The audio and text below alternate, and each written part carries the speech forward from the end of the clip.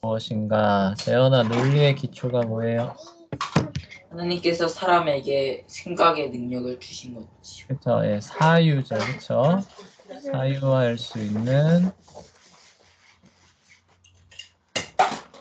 능력을 주신 거죠. 사유가 뭐예요? 추론한다는 얘기죠, 그쵸? 그러면은 추론이 뭔가를 또 살펴봐야겠죠? 서연아, 추론이 뭐예요? 또는 주어진 정보에서 적절한 결론을 도출하는 것입니다. 네, 맞아요. 잘했어요. 에서 적절한 결론을 이끌어내는 거죠. 자, 그 다음에 잘 생각하기 위한 학문과 기술을 뭐라고 하나요, 재현아? 논리학이요. 그쵸, 논리학이죠. 그래서 우리가 그걸 배우고 있는 겁니다. 자, 생각의 법칙 세 가지. 첫 번째, 서연아 뭐예요? 중립 배제의 법칙. 그쵸? 그래서 줄여서 배중률이죠. 네. 자, 그 다음 뭐예요, 재현아? 정체성의 법칙이요. 네, 맞아요. 정체성의 법칙은 뭐예요, 재현아? 참이면 참이고 거짓이면 거짓이지 참이면서 거짓은. 그쵸? 아니, 근데 예외 조건을 두는 거죠. 네, 맞는데 그거는 너의 진리고 나의 진리는 달라. 이런 식으로 하면 된다는 거예요, 안 된다는 거예요? 근데 된다는 거죠. 자, 여섯 번째, 세 번째 법칙은 뭐예요, 서연아? 무모순의 법칙. 모모순의 법칙이죠. 모순이 없다는 거예요. 네, 그래서 4번하고 6번의 차이를 그림으로 나타내면은 이런 거예요. 그쵸? 중간에 어떤 친구가 존재하면 돼요? 안 돼요? 안 되는 거죠. 여기에 속하든지 여기에 속하든지 돼야 된다는 거죠. 그쵸? 무모순의 법칙이라는 거는 참과 거짓을 이렇게 겹쳐 있는 중간 부분이 있으면 돼요? 안 돼요? 근데 이게 안 된다는 거죠. 그쵸? 네. 자, 그리고 넘어가 봅시다.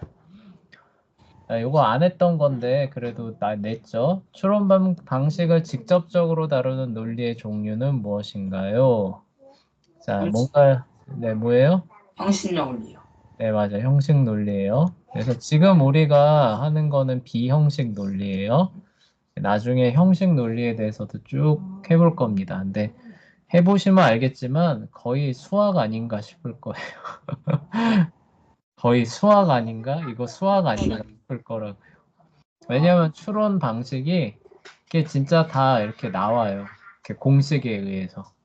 그래서 예, 되게 달라요. 이렇게 약간 다른데 해보시면 나중에 알게 될 거예요. 자, 정의의 종류 5가지와 각각의 용도를 써달랍니다. 자, 먼저 첫 번째 서연아 뭔가요? 사전적 정의. 네, 맞아요. 사전적 정의는 언제 써요? 사전적 정의는 그 사전 그 뜻대로. 예. 네, 이러면 틀리는 거죠. 네. 아니 이것만 썼나 봐요. 네, 맞아요. 그런 것 같아요. 모호함을 아, 제거. 이거 그 용도까지 써야 되는구나. 그렇죠. 네, 앞에만 썼어요. 네, 그런 것 같아요. 자, 모호함을 제거한다는 거는 2개 이상의 의미죠. 그쵸? 네, 모호함을 제거해줘요. 자, 다음 제 개라고 썼네. 자, 그 다음 9번. 재현아 뭐예요? 계량적 정의요. 네, 계량적 정의는 뭐예요? 어떤 때 써요? 막연함을 제거해요. 뭐라고요? 막연함을 제거해요. 네, 막연함은 뭐예요? 살짝 애매하거나 살짝 이게 사람마다의 기준이 다른. 그쵸. 네, 그거를 우리가 상대적이나 주관적이라고 하죠. 그쵸?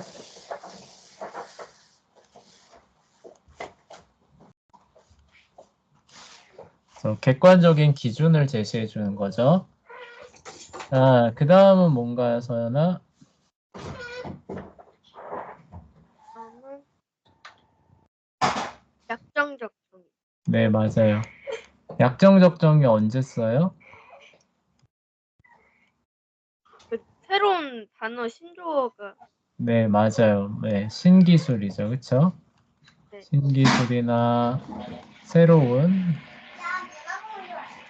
용어가 필요한 거예요.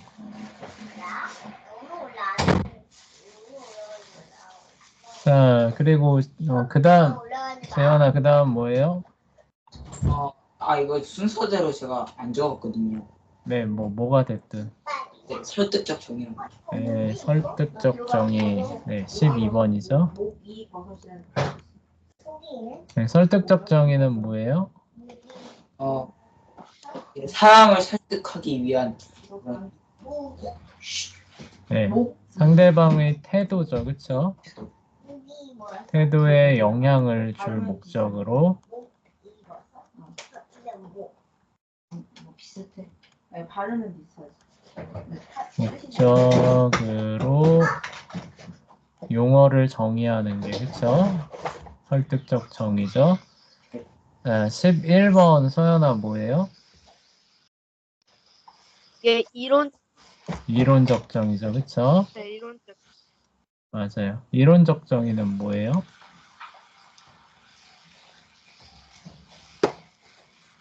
네, 설명하기는 어렵다. 그쵸? 이론적 정의 뭘까요? 알고는 있는데 설명하기는 어려워요. 아마 이론이 포함되어 있는 그런 네, 정의를 그런 뜻인 얘기하겠죠? 것 같아요. 네, 맞아요. 이론적 개념을 설명해 준다라고 나와 있네요. 자, 이론적인 개념을 설명하기 위해서 쓰는 정의가 이론적 정의래요.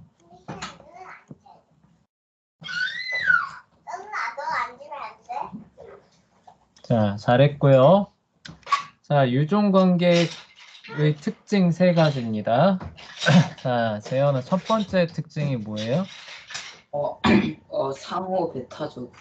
네, 그쵸. 종 사이는 상호 배타적이라고 했는데 상호 배타적이라는 게 무슨 뜻이에요? 이게 같지가 않고 다 다르다는 거. 네, 종과 종 사이에 중첩되면 돼요, 안 돼요? 안 돼요. 안 돼요. 돼요, 그쵸? 네. 그러니까 예를 들어 사람 밑에 남자와 여자로 분류했는데 남자에도 속하고 여자에도 속하고 하는 생명체 사람이 있으면 돼요, 안 돼요? 안 안 돼요. 되는 거죠, 그쵸? 그래서 그게 상호 배타적이라는 의미예요. 자, 서연아, 두 번째 뭔가요? 두 번째는 어떤 유에 속한 종을 전부 분류하기는 어렵다. 네, 그쵸. 전체 분류가 어렵다는 거죠, 그쵸? 분류는 어렵다. 예를 들어서 강아지에 속한 종을 다 분류해 보자고 합시다. 다 분류할 수 있나요, 없나요? 아니, 네, 어렵죠, 그쵸? 음식으로 정의를 하면 그 중국에서 거의 네. 평생 동안 못 먹어도 다 못 먹는데요. 그쵸. 네, 끝도 없죠. 자, 그 다음 15번 가봅시다. 자, 그 다음 세 번째 특징 뭐예요? 어떤 것을 유로 하느냐에 따라 달라집니다. 뭐가 달라져요? 종이 달라지죠. 네, 그쵸. 어떤 분류 기준을 사용하느냐에 따라 종이 달라지죠, 그쵸? 네. 어떤 같은 이유라도 달라지는 거예요. 기준을 사용하는 야에 따라 종이 달라짐. 예를 들어서 아까 사람 했잖아요. 그쵸? 네. 네, 사람을 성별이라고 하는 기준을 사용하면 남자와 여자인데 뭐 직업이라는 기준을 너무 겹치는 게 맞나? 직업은? 뭘로 해볼까요? 나이라는 기준으로 해봅시다. 나이라는 기준으로 하면 어떻게 돼요? 아기. 그쵸? 네. 네, 청소년. 네, 그 다음에 청년, 장년, 노인 이렇게 되겠죠. 그쵸? 네. 네, 똑같은 사람인데도 그렇게 달라져요. 자, 16번 가봅시다. 잘못 분류한 요종 관계. 자, 16번 이거 누가 할지 알나요? 서연이나요? 자, 서연아, 잘못된 요종 관계 뭔가요? 죄예요. 네, 죄죠. 그쵸? 자, 왜 잘못됐어요? 종끼리 겹치는 부분이 있어요. 네, 그렇죠. 거짓말과 사기가 겹치죠, 그렇죠. 그래서 동사에는 상호 배타적이다라고 하는 이걸 깬 거예요, 그렇죠. 네, 거짓말과 죄는 상호 배타적이지가 않아요. 선생님. 네, 근데 제가 맞췄긴 맞췄는데 이게 두 번째 거 있잖아요. 네, 궁금한 게 두 번째 거에서 물리랑 화학이라고 나타나는데 그걸 과학이라고 그냥 할 수 있어요. 네, 과학의 범주에 속하는데 물리하고 화학하고 겹치지는 않죠. 그냥 과학으로 그냥 해버리고 과학, 국어, 논리학 이렇게 하면 안 돼요. 만약에 물리, 화학이라고 해놓고 여기에 과학이라고 썼으면 틀렸겠죠, 그렇죠? 아 근데 물리, 화학을 없애고 과학을 넣- 아, 과학이라고 넣는다고요? 네. 네, 그래도 되긴 하죠. 그래도 문제는 없죠. 네, 뭐 그게 국어나 논리학하고 겹치지는 않잖아요, 그렇죠? 네. 네, 그렇죠. 자, 17번 가봅시다. 내포란 무엇이며 주어진 개념을 내포가 줄어들게 순서를 정리해달랍니다. 재현아, 내포가 뭐예요? 어떤 개념이 공유하는 속성의 전체 집합이. 네, 정답입니다. 자, 내포가 줄어들게라고 했겠죠, 그쵸? 자, 한번 얘기해보세요.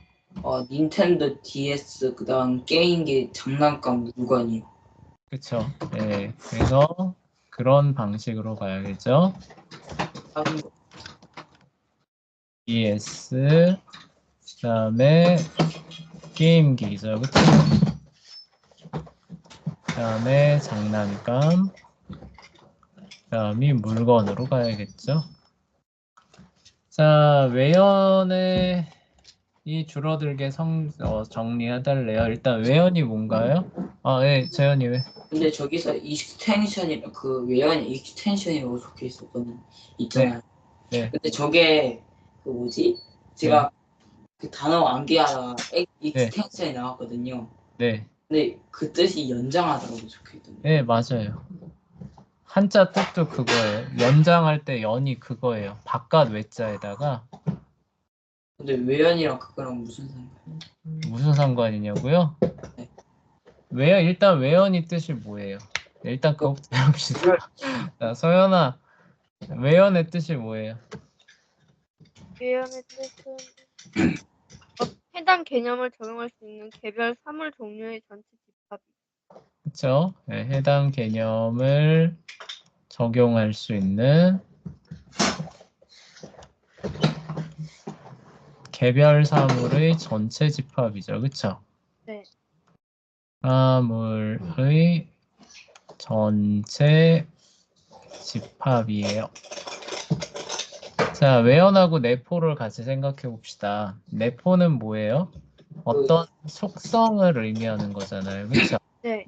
속성의 전체 집합이에요. 그래서 어떤 속성을 주면은 그걸로 표현할 수 있는 이런 게 많이 생기잖아요. 그래서 NDS가 갖고 있는 속성들을 뭐 얘기를 해보면은 뭐 많은 것들이 나올 거 아니에요. 그쵸?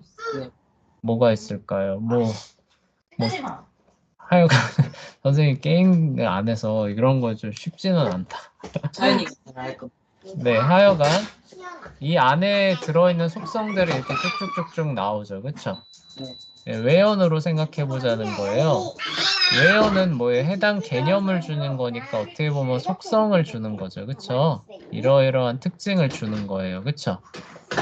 네, 근데 이 특징을 적용할 수 있는 개별 대상들을 쭉 지칭을 하는 거니까 이만큼이 나오겠죠. 그쵸? 네.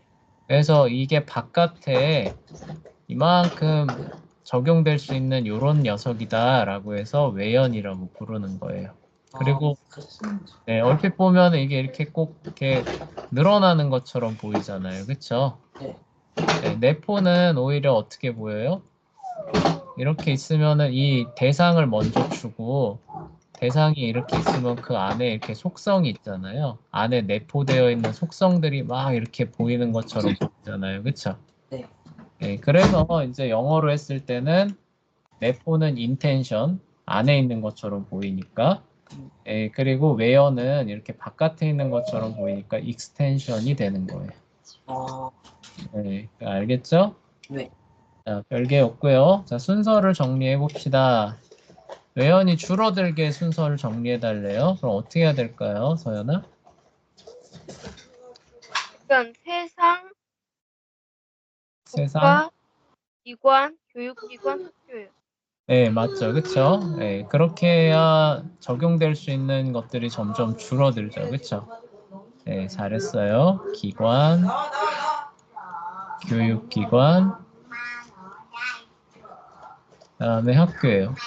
순간적으로 헷갈릴 수 있거든요. 내포하고 하다 보면은. 그래서 잘 헷갈리지 말고 쓰셔야 됩니다. 자, 유아종차를 통해 정의할 때 지켜야 되는 5가지 규칙입니다. 재현아, 첫 번째 규칙 뭐예요?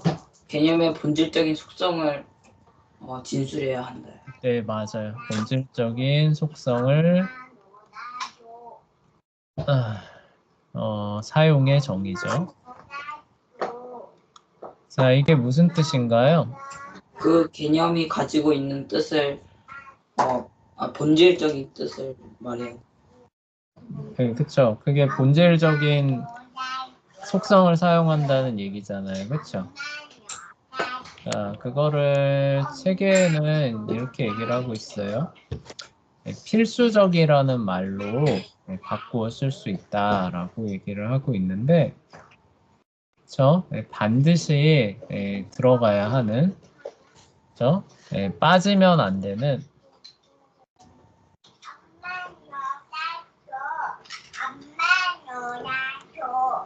필수적인 속성을 사용한다. 자, 두 번째 규칙 뭔가요, 서연아? 정의는 순환적이면 안 된다. 네, 맞아요. 이게 무슨 뜻이에요? 그러니까 유와 종차를 통한 정의에서는 동의어를 쓰면 안 돼. 예, 그쵸. 예, 비슷한 맥락이기는 해요. 자, 그거를 정확하게 표현하면 이런 거예요. 정의하려는 대상이에요.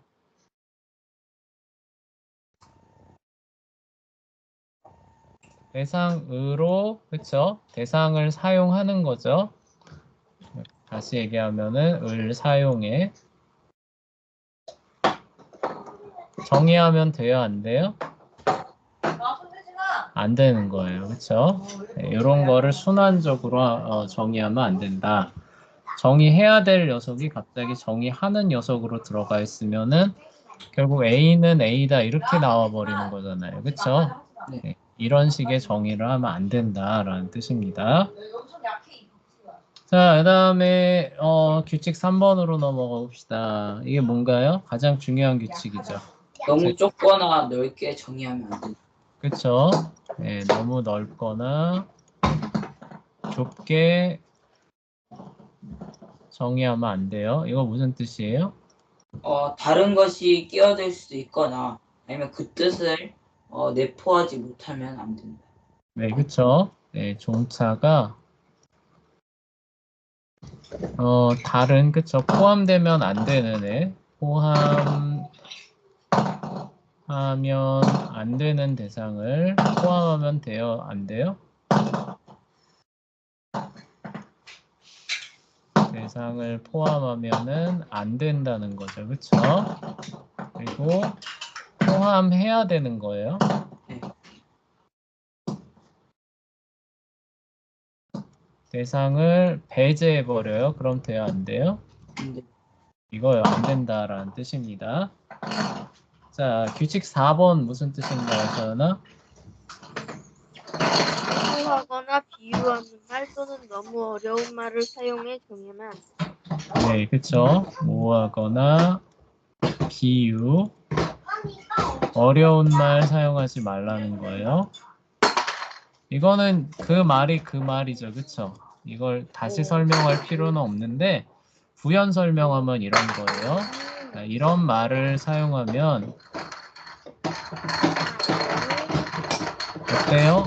뜻이 전달이 안 되죠. 그쵸? 큼지큼지해. 네, 뜻 전달이 안 돼서 다시 정의해야 돼요. 그쵸?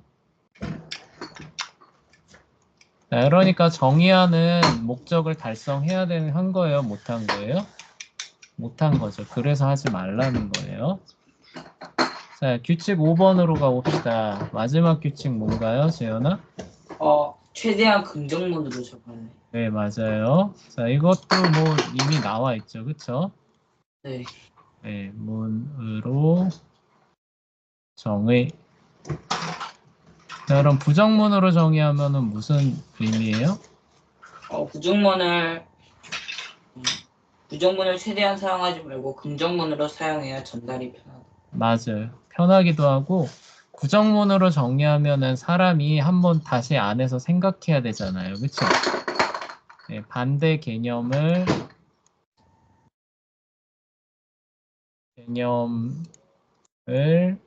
추론해야 돼요. 그래서 의미 파악해야 되죠. 그쵸? 네.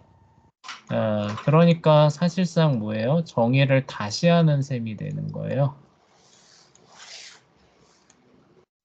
자, 이러니까 이런 걸 듣는 사람이 다시 하지 않게 애초에 어떻게 주라는 거예요?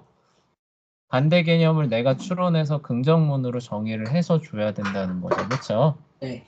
네, 그렇게 하라는 얘기입니다. 자, 그래서 다음 개념을 앞에서 말한 5가지 규칙에 어긋나지 않게 정의해달래요. 자, 여러분들의 창의력과 논리력 예, 어려웠어요. 예, 결정체죠. 그쵸? 자, 그래서 가정을 뭘로 정의했을까요, 서연이? 피가 섞인 단체?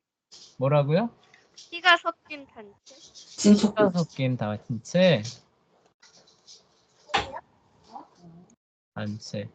그러면은 선생님이 서연이 피를 좀 수혈받으면은 선생님은 서연이 가정이 되는 건가요? 그러니까 근데 다른 이게 그런 뜻이 있잖아요, 선생님. 네, 알아요. 네, 물론 잘했어요. 그냥 괜히 딴지 걸어보라고. 선생님이랑 토론하면 안 되겠어요. 네. 자, 재현이는 가정 어떻게 했어요? 네? 저요 이거 너무 어려워서 못했는데. 네, 이게 이제 그 해보면서 늘어나는 거죠.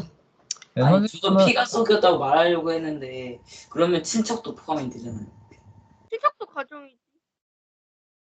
친척도 가정이에요? 네, 그러게요. 그래서 이제 그 가정의 범위를 사실 혈연을 배제할 수는 없죠. 그렇죠? 네. 혈연을 기초로 사랑으로 그렇죠? 엮인 가까운 네, 뭐지? 가까운 아. 사람들의 모임? 네, 어려워요, 그렇죠? 네, 이게 이제 여러분들의 논리력과 창의력을 최대한 발휘해야 되는 거죠. 자, 부모님 어떻게 했나요, 재현아? 자녀를 양육하는 사람. 그래서 자녀가 빠지면 안 되죠, 그렇죠? 근데 자녀를 양육하는 사람에는 근데 자녀가 들어갔잖아요 대신. 선생님이 있다 하더라도 우리가 선생님의 자녀는 아니잖아.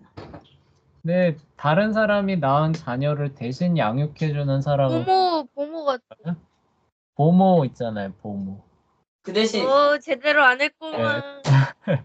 아니 선생님 대신 고모의 자녀는 아니잖아. 네, 그런 걸 피하려면 어떻게 해야 돼요? 자기가 자신의 낳은, 자녀를. 그렇죠. 네, 자기가 낳은 자녀를 양육하는 사람. 이렇게 할 수도 있겠죠. 그럼 저는- 자기가, 네, 나를 낳은 사람. 나를 낳은 사람. 그게, 네, 가장 심플한 정의가 되겠죠. 그래서 선생님도 자녀가 빠질 수는 없다고 생각했어요. 그래서 자녀를 낳고 두 번째 이제 사랑으로 그렇죠. 사랑으로 기르는 부부 뭐 이런 식으로 했던 기억이 나요. 뭐 대동소이하죠. 부모님은 그래도 좀 쉬운데 가정은 선생님도 좀 어려웠었어요. 네, 어쨌거나 가정의 가장 필수 요소가 무엇일까? 이걸 고민해봐야 되는 거죠, 그렇죠? 서연이는 피가 섞이면 된다. 네, 선생님은 피만 섞이면 안 될 것 같은 거예요. 그래서 사랑이라고 하는 그 요소를 같이 넣어주는 겁니다. 가정이에요? 아, 그게 참 어렵죠, 아니, 그쵸? 제가 이해를 못하는 게 왜냐면 제가 네. 친척이 다 밑에 쪽에 살잖아요. 네, 우리 그러니까 네, 우리 가문에서 네, 우리 네. 아버지 크기만 조금 위로 올라왔어요. 그럼 이렇게 해주면 되죠. 사랑으로 엮여 함께 사는. 그쵸? 친척하고 함께 살진 않을 거 아니에요. 네. 네, 그런 가정도 있긴 한데.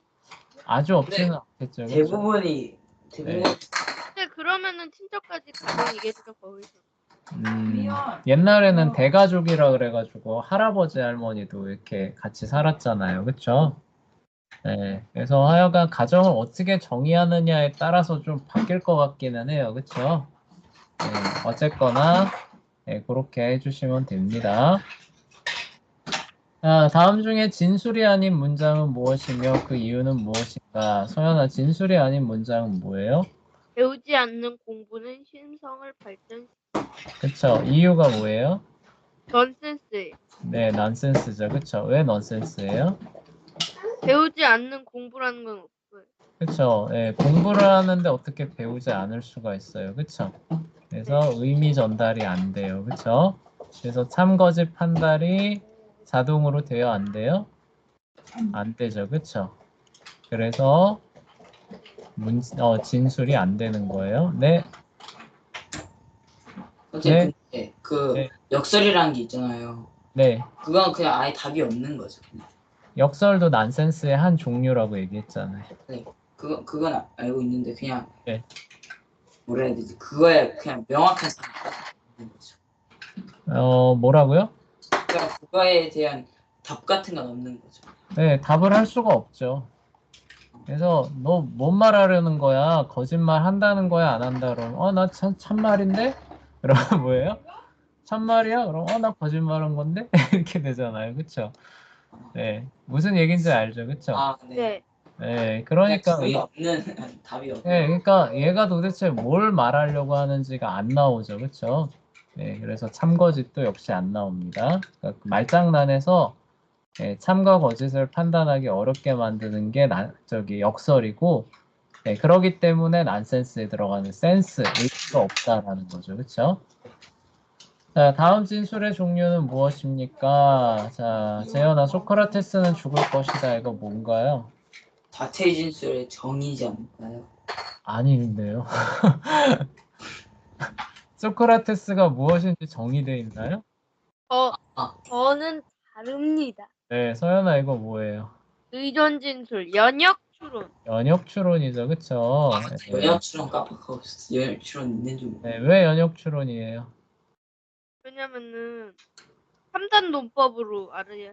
네, 죽을 것이다 라고 했는데 소크라테스 죽는지 안 죽는지 우리가 확인할 수 있어요? 없어요? 없어요. 없잖아요. 그쵸? 이미 몇천 년 전에 살아있는데 어디 진짜 숨어 왜 구제형 적 있어요? 어디 숨어 있는지 안 숨어 있는지 뭐 전 지구를 뒤질 거예요. 네, 그러니까 직접 경험으로는 안 돼요. 그러니까 어때요? 이거를 뭔가로 판단을 해야겠죠. 그래서 3단 논법을 구성해야 돼요. 가장 유명한 거죠. 모든 사람은 죽을 것이다. 소크라테스는 사람이다. 그러므로 어때요? 소크라테스는 죽을 것이다. 그래서 연역 추론에 의해서 참거짓이 판단되기 때문에 의존 진술의 연역 추론입니다. 50일은 3으로 나누어진다. 서연아 이거 어떻게 했어요? 연역 추론, 의존 진술. 네, 맞아요. 의존 진술의 연역 추론으로 가셔도 되고 별개로 보자면은 경험과 네. 그 직접 관찰로 했어요. 직접 관찰로 들어갈 수도 있어요. 왜냐면은 그냥 해보면 되는 거잖아요. 그쵸? 자, 그래서 두 개가 다 가능합니다. 3단 논법 구성해서 이것도 할 수 있어요. 자, 이 생물은 물고기이며 물고기가 아니다. 재현아 이거 뭐예요? 자체 진술의 자체 모순. 네, 자체 모순이죠. 그쵸? 선생님 뒤에 거만 쓸게요. 여러분은 두 개 다 쓰세요. 자, 다음에 신약 성경은 그리스어로 쓰였다. 이거 뭐예요, 서연아? 이거 의존 진술 경험 직접 관. 그렇죠. 경험 직접 관찰입니다. 자, 여러분은 이 시험을 잘 보거나 못 볼 것이다. 뭐예요, 재현아? 자체 진술의 항진이. 항진이죠. 잘했어요. 하지만 저는 아마도 못 볼 거예요. 자, 그래요. 이집트 사람들에게 파라오는 신과 같은 존재로 받아들여졌다. 자, 이거 서연이죠? 서연이 뭐예요? 의존 진술 권위. 권위. 그쵸? 우리가 직접 확인해 볼 수는 없고 역사 자료를 믿어야 되죠. 그쵸? 자, 나는 햄버거가 맛있다고 생각한다. 재현이 뭐예요? 자체 진술의 자체 설명이에요. 자체 설명이죠. 그쵸? 네, 네가 맛있다 그러는데 내가 뭐라고 할 수는 없죠. 그쵸? 알맞은 말 써넣어 봅시다. 소연아, 함축 밑에 뭐 들어가야 돼요?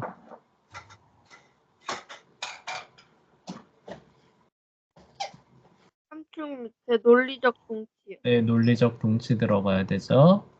자, 그 옆에 뭐 들어가야 돼요?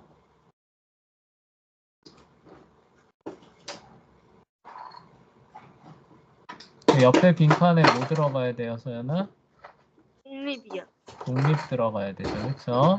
자, 이 세 개의 관계를 알고 있어야 돼요. 뜻은 선생님이 물어보지는 않았는데 알고 있어야 될까요? 몰라야 될까요? 알아야 됩니다. 자, 표면적 불일치란 무엇이며 문장을 만들어 달랍니다. 표면적 불일치 뭐예요, 재현아? 주관적인 생각이 달라서 불일치처럼 보이는. 그쵸? 예, 그다음에 상대적인 요소예요. 그래서 겉보기만 충돌하는 거죠. 그쵸? 자, 그런 문장 만들어 달래요. 뭐가 좋을까요? 왜 안 적혀 있지? 이런. 아이, 네. 자, 소연아, 이 문장 만들어 봐요. 나는 사자가 가장 강하다고 생각해. 네, 사자가 가장 강하대요.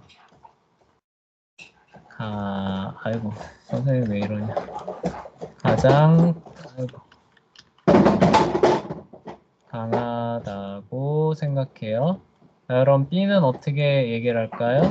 나는 사자가 약하다고 생각해. 사자가 가장 약하다고요? 네. 네, 그래요. 약하다고. 자, 둘 다 참이 될 수 있죠. 그렇지만 겉보기에는 충돌하는 것처럼 보입니다.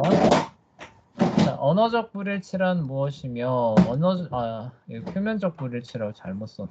미안해요. 자, 언어적 불일치 뭔가요, 서연아? 언어적 불일치. 같은 단어를 다른 뜻으로 사용할 때 나타나는. 네, 그쵸. 네, 모호한 의미예요. 의미의 용어 사용이죠. 그게 같은 의미를 다른 의미를 같은 용어로 사용한다는 뜻이죠. 자, 재현이 이거 못했지? 네? 이거 했어요? 문장 그거 저기 해봤어요? 예로 나왔던 거 그거 했는데요. 그거 그대로 계산- 썼어요? 네? 시험 문제 그거 그대로 쓰면 틀려요. 아, 만들어. 저는 엄청난 걸 하나 만들어냈어요. 그래요? 자, 서연이 한번 해보세요. 뭐예요? 아담은 아담은 예수님이 태어나기 전에 태어났다. 예수님이 태어나기 전에 태어났다. 구체적으로요. 그러면은 B는 아담은 예수님이 태어난 후에 태어났다라고 하는 거예요? 그러니까 예수님은 아담이 태어나기 전에 계셨다. 예수님은 그쵸. 네, 아담이 이거 잘했네요. 그쵸? 전에 계셨다.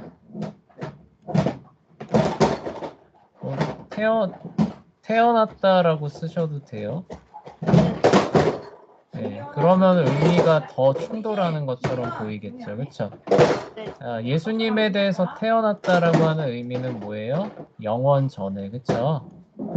전에 그 제2위로서 신격의 제2위죠, 그쵸? 존재하신다는 의미를 써요. 그래서 영원전 출생이라고 신학적으로 얘기를 하잖아요. 예, 그런 의미로 태어났다라고 쓰는 거고, 여기서 태어났다라는 건 뭐예요? 그냥- 육체적으로. 네, 그쵸. 세상에. 예, 그쵸. 육신적인 출생을 가리키는 거죠. 그쵸. 잘 만들었어요. 이거 제가 엄청 혼신을. 엄청 머리 굴려야 됐을 텐데 아주 잘했습니다. 네, 선생님은 율법을 가지고 만들어 봤거든요. 자, 이렇게 얘기를 하는 거예요. 누군가 율법은 폐기되었다.